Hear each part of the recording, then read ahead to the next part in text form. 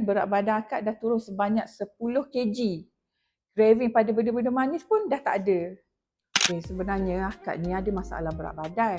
Jadi akak ni susah sikit nak tahan nafsu makan kalau tengok benda-benda manis depan mata. Bila tak kontrol makan ni, memang susahlah berat badan akak ni nak turun. Jadi akak fikir macam mana solutionnya nak turunkan berat badan ni. Akak cubalah juga scroll-scroll dekat Facebook tu, cari jugalah solution macam mana nak turunkan berat badan. Dan satu hari tu, scroll Facebook tu, terjumpalah satu produk ni. Inilah produknya, Formacut. Dah lama-lama guna Formacut ni, akak tak perasanlah juga craving pada benda manis ni berkurang. Jadi nafsu untuk makan tu sudah berkurang.